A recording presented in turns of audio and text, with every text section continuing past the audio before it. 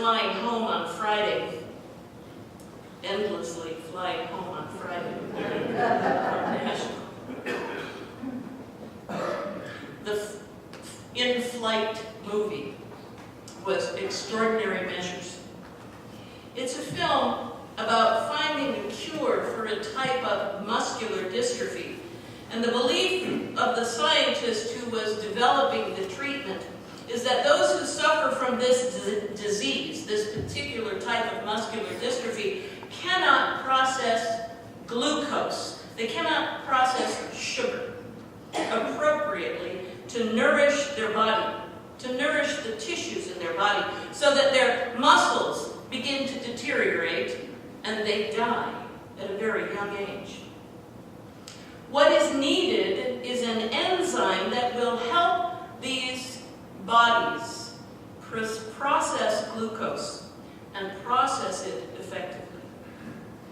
The clinical trial of a drug is used on a brother and a sister with the same disease. And the children ask, as they are beginning the clinical trial, how will we know if the drug is working? The climax of the film occurs when the parents and the inventor of the drug are commiserating in the nurse's station, and suddenly they hear laughter, continuous and silly laughter, coming from the children's hospital room.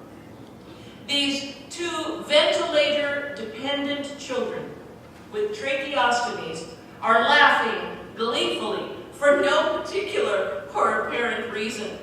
The adults enter the room and the parents ask what has happened, and the scientist with a smile says, "Sugar high." On the day of Pentecost, the Spirit of God, like a sugar high, like the chemical transformation that occurred in these children, transformed Peter and the other disciples. The Spirit gave Peter his voice and his compelling words. So effective was his preaching that day that 3,000 people were added to their numbers. And these then devoted themselves to the apostles' teaching and fellowship, to the breaking of bread and prayers. In his letter to the Romans, the Apostle Paul writes that those in the church in Rome are no longer individuals who are in the flesh, but rather they are part of a family who are in the Spirit. Those who believe in the Christ will have new life in the Spirit. He asserts that those who believe live in the Spirit, not in the flesh. Those who believe live in newness of life and are no longer slaves to fear and sin. Flesh is of the past, Spirit is the present. Look at it this way. When we live in the past, we are resisting God. Imagine, if you will, the disciples who have been living in Jerusalem these 50 days after the death of Jesus. Well, they have been instructed to do so, and I don't doubt that they have spent much of that time going over and over what they could have done and did not do to save Jesus, to stop or prevent what happened to him. I don't doubt that as they waited, they asked themselves over and over again if they witnessed what they witnessed on the day of the resurrection or not. But on the day of Pentecost, they were changed. They were snatched from that wallowing in the past, that being beset by their sin and fear, their recounting of the sins of omission and the sins of commission, their being ensnared and caught up in and tangled, so much so that they seemed paralyzed to move on. But on this day, the Spirit called them out of that past. Craig Barnes preached in his sermon about the sins that beset us. These are the sins of our past that haunt us, that hold us back. They ensnare us, they trap us, they entangle us like a briar patch. They keep us from living life fully in the present and in the Spirit of God. Paul calls this living in the flesh, living in the world. Whatever we want to call it, it becomes a form of resistance to God.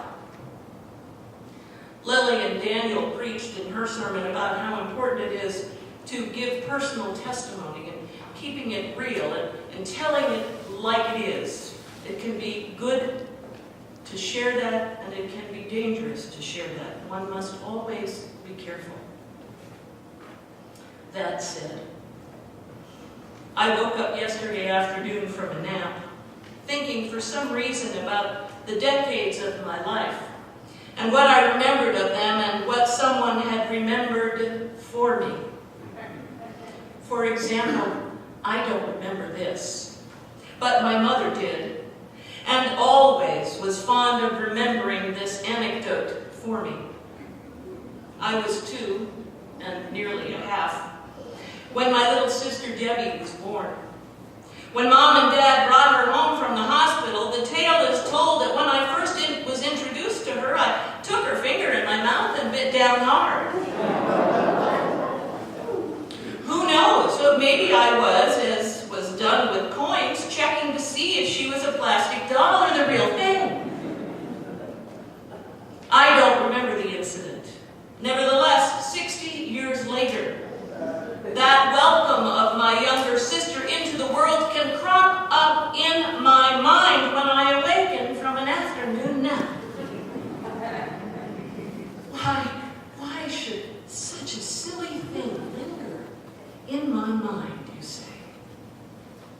I don't remember it, my mother did. But you see, Debbie only lived 8 years. And when I remember our days together, I remember some good times, playing in the mud and Maine, building forts under the card table in the living room, giving her piggyback rides, playing horsey. I was always the horse, she the rider. But then those memories are overshadowed by other memories of fights we had, jealousy because she was the pretty one and I was the fat and ugly one. I can't remember what we fought about, but I remember one fight when she was so furious with me, she threw a shoe at me and hit me in the mouth, so that I had one of those really ugly blood blisters on my upper lip. This is one of the things that I think Paul is talking about when he talks about being beset